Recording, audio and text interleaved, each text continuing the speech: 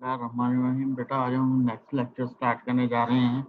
वो है डेक्स्ट्रियोनाइजेशन या पायरो कन्वर्जन भी कहते हैं। ये पुराने ही पिछले लेक्चर का ही पार्ट है। तो हमने आज पढ़ना है व्हाट इज डेक्स्ट्रियोनाइजेशन और व्हाट इज पायरो कन्वर्जन।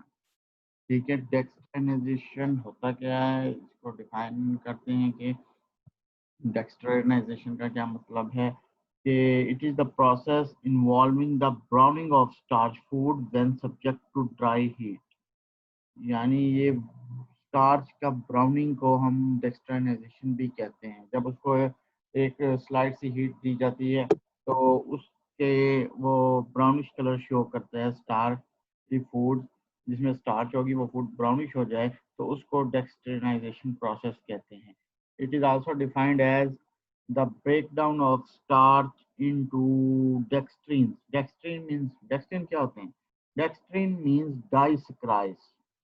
एक होता है ओलिगोसैकराइड, एक होता है डाइसैकराइड। ये दोनों सेम चीजें हैं। मोनोसैकराइड्स और पॉलीसैकराइड ये कार्बोहाइड्रेट्स की टाइप्स हैं। तो डाइसैकराइड या ओलिगोसैकराइड भी कहते हैं उसको। It is defined as the breakdown of starch into disaccharide और dextrin. It is non enzymatic browning, यानी ये हीट से होती है और नॉन एंजाइमेटिक ब्राउनिंग होती है। और इसमें जो केमिकल चेंज होता है, the chemical change which is easily digestible as partial breakdown is complete. इसमें कंप्लीट ब्रेकडाउन नहीं होती, इसमें पार्शियल ब्रेकडाउन होती है डेक्स्ट्राइजेशन। तो ये जो डेक्स्ट्राइजेशन का प्रोसेस है ये क्यों इम्पोर्टेंट है? ठीक है, ये इसलिए इम्पोर्टेंट है कि ये rapid cooking of starchy food को अलाउ करता है। ठीक है, dextrinization can create a variety of useful products such as starch with greatly increase water solubility. ठीक है, तो इसी तरह का एक प्रोसेस है जो शुगर का है, उसको हम कैरमलाइजेशन भी कहते हैं। ठीक है, तो उसमें ये है बेटा कि the first is the partial depolymerization achieved through hydrolysis, reverse of condensation. You know what is condensation? Condensation बेटा होता है कि वेपर्स का गैस का लिक्विड में कन्वर्ट हो जाना in the presence of cold environment. ठीक है, इसमें जो मेन चीज़ है वो मैंने आपको डेक्सट्राइजेशन की तारीफ बता दी है। डेक्सट्राइजेशन होती क्या है, इसमें ये स्टार्च की वजह से ब्राउनिश कलर हो जाता है, तो ये मेन इसमें चीज़ थी और इसमें कोई ख़ास चीज़ नहीं है। तो इसमें जो सेकंड एस्पेक्ट है involving a recombination of these fragment repolymerization, but this time it is branching in higher conversation. ये इसमें कोई बेटा इतना कोई लॉजिक नहीं है। The starch products are prepared by dry roasting ST5 starch। ये उसकी एग्जांपल दी हुई हैं। These products are referred to as dextrin or more accurately pyrodextrin। इसमें है produces of wide range of product depending upon the reaction condition. जिसमें ये चार जो रिएक्शन दिए हैं कि उनकी वजह से डिफरेंट प्रोडक्ट्स बनते हैं। पीएच वेरी करता है या मॉइस्चर वेरी, टेम्परेचर या लेंथ ऑफ ट्रीटमेंट। इसमें जो दीज प्रोडक्ट्स वेरी किस वजह से, किन किन प्रॉपर्टीज में ये प्रोडक्ट्स जो बनते हैं जो पीछे बताए हैं वो कौन कौन सी उनकी प्रॉपर्टीज वेरी कर सकती हैं। विस्कोसिटी वेरी कर सकती है, cold water solubility, colour, reducing sugar content, stability. Pyrodextrine are typically classified depending upon the processing condition and their resultant properties as white dextrine, ये उसकी टाइप्स हैं आगे, yellow dextrine और British gum. Commercial pyrodextrine are generally produced by the heating dry acidified starch in a reactor with good agitation, यानी अच्छी तरह उसको agitate करना, हिलाना है और उसमें एसिडिफाइड स्टार्च जो है वो कमर्शियल pyrodextrine ड्राई करना है उसको, हीटिंग ड्राई। ठीक है, एसिड में भी spread on to the starch to facilitate glycosidic hydrolysis. यानी जो हाइड्रोलाइसिस ग्लाइकोसाइडिक बांड को तोड़ेगा वो इसकी वजह से वो एसिड उसके ऊपर स्प्रे करना है ताकि वो इस बॉन्ड को ब्रेक कर दे। Depending on the condition of dextrinization both hydrolysis and repolymerization can occur. ठीक है, pyro conversion generally creates new glycosidic bond in addition to existing alpha 1 and alpha 1 linkages. ठीक है, इन दोनों के अलावा भी एक लिंकेज बन जाएगी, डेवलप हो जाएगी। Pyrodexines are used in the coating of foods and can replace more costly gums in many of these applications because of their typically, यानी ये जो pyrodexines बनते हैं ये हम कोटिंग के लिए भी इस्तेमाल करते हैं और ये कम कॉस्टली पड़ते हैं, रिप्लेस करते हैं मोर कॉस्टली चीज़ों गम्स को। इस वजह से ये कर यूज़ होते हैं, इनकी विस्कोसिटी लो होती है, गुड फिल्म फॉर्मिंग एबिलिटी होती है और हायर सॉल्युबिलिटी इन वाटर। ठीक है, special high viscosity resin can also be used as factory placement in bakery and dairy products. ये कहाँ कहाँ वो यूज़ होते हैं, और बेकरी और डेयरी प्रोडक्ट्स में। ठीक है, इसमें है कुछ condition, temperature at time condition of white dextrin, yellow dextrin, British gum. ये तीनों एग्जांपल्स की दी हुई हैं, इसमें रोस्टिंग टेम्परेचर और रोस्टिंग टाइम कितना होना चाहिए, ये एक दफ़ा आपने गो थ्रू हो जाना है। ये शेल्फिन ब्लैक्स में आ जाए, बाकी तो कोई खास चीज़ नहीं है। ये जो वाइट डेक्सट्रीन है उसका रोस्टिंग टेम्परेचर 110 to 130 और 3 to 7 आवर में वो रोस्टिंग हो जाती है। तो येलो डेक्सट्रीन है उसकी 135 to 160 सेंटीग्रेड, अच्छा खासा टेम्परेचर है, 8 to 14 आवर्स में। और ब्रिटिश गम में 150 to 180 और 10 to 24 आवर्स। अब इंजाइम कन्वर्जन है नेक्स्ट मेथड। इसमें मुख्तलिफ एंजाइम यूज़ होंगे। ज़्यादातर आपको पता है जो स्टार्च के लिए एंजाइम यूज़ करते हैं वो अल्फा माइलेज या बीटा माइलेज, यही दोनों यूज़ होते हैं मोस्टली केसेस में। तो इसमें mileage and other enzyme have been used commercially. Gelatin starch is very enzyme action in most cases. The enzymatic modification starch is carried out on gelatinous dispersion paste or paste, यानी paste के ऊपर वो gelatinization enzyme sorry enzymatic modification हम करते हैं starch की। Depending on the type and the source, enzyme have different optimal pH level and temperature condition for maximum activity.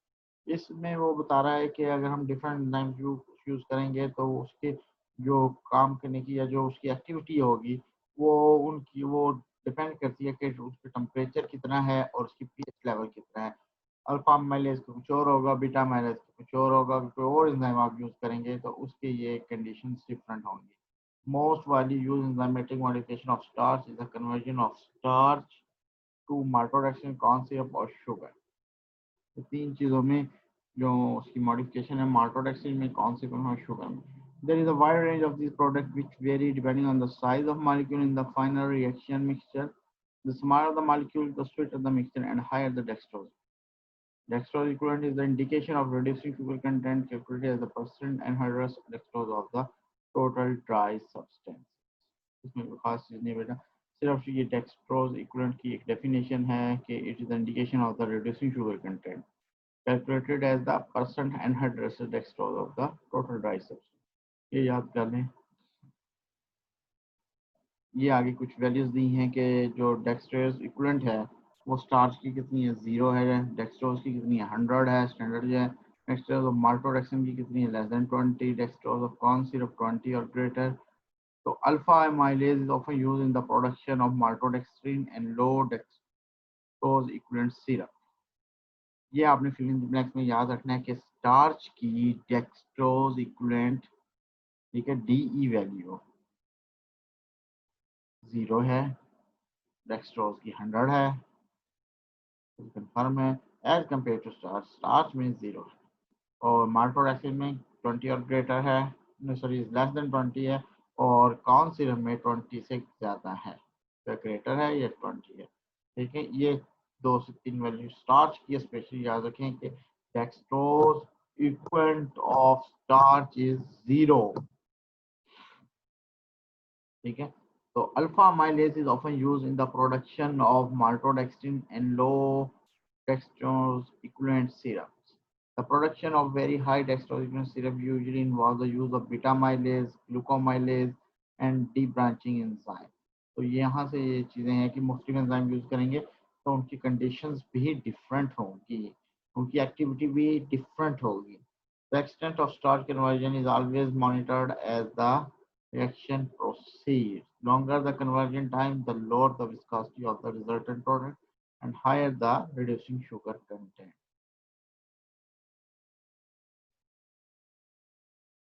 ठीक है, स्टार्च कन्वर्जन जो प्रोडक्ट्स हैं वो प्रोवाइडेड हम करते हैं, can be provided in either liquid or in dry form, in syrup form. The removal of water from the syrup form dry powder is not easily accomplished because heating can cause discoloration of high dextrose equivalent syrup. इसमें heating का सिर्फ problem है, इसकी वजह से उसका colour थोड़ा बहुत फर्क पड़ जाएगा। Vacuum is also used in conjunction with heat to remove water. Production of dry products requires several purification, evaporation, crystallization and filtration steps.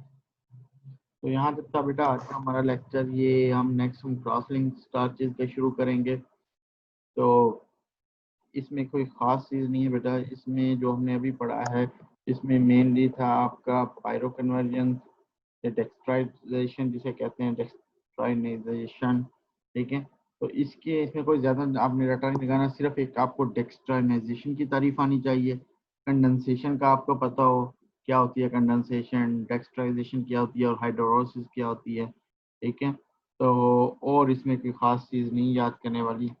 और इसमें आपने देखना है कि जो उसकी कंडीशन है उसके लिहाज से डिफरेंट पीएच, डिफरेंट टेम्परेचर पे ये सारे रिएक्शंस होते हैं। तो उसकी प्रॉपर्टीज़ ये इस पे वेरी करती है, इन पे विस्कोसिटी, ये वाली चीज़ें आपने एक दफ़ा देखनी है। उसकी टाइप्स कितनी है, वाइट, येलो और ब्रिटिश कम, ये देख लेना है। और इनका एक जो आपको मैंने बताया ये वाला टेबल थोड़ा सा एक दफ़ा गो थ्रू हो जाए। ये टेम्परेचर, रोस्टिंग टाइम इतना है और रोस्टिंग टेम्परेचर इतना है, वाइट डेक्सट्रीन का, येलो का और ब्रिटिश कम का। इनमें से कोई एक आधा मैं पूछ लूँगा। मैं पहले ही आपको थोड़ा सा कन्वे कर दूं कि एंजाइम के बारे में मैंने बताया है कि ज़्यादा अल्फा माइलेज, बीटा माइलेज या ग्लूकोसाइडेज इस तरह की एंजाइम यूज़ होंगे एंजाइम कन्वर्जन में। और उसमें मेन चीज़ जो डेफिनेशन है, अगर आई तो पेपर में डेक्सट्रोज इक्विवेलेंट की डेफिनेशन आएगी, तो ये आपने जहन में रख लेनी है। तो फिल इन द ब्लैंक्स में आ जाएगा स्टार्च का या डेक्सट्रोज का क्या है डेक्सट्रोज इक्विवेलेंट, ये अपने जहन में रखना है। और उसके बाद बस कोई ख़ास चीज़ नहीं इनमें के बारे में। अगर वैसे तो कोई क्वेश्चन है नहीं, सारी रटे वाली चीज़ें हैं। अगर फिर भी कोई आपके जहन में क्वेश्चन है तो आप मुझे व्हाट्सएप पे मैसेज कर दें, तो मैं आपको मेल कर दूँगा। तो नेक्स्ट हम पढ़ेंगे क्रॉस लिंक स्टार्चेस क्या होते हैं उसके बारे में। ठीक है बेटा, थैंक यू सो मच, अल्लाह हाफिज़।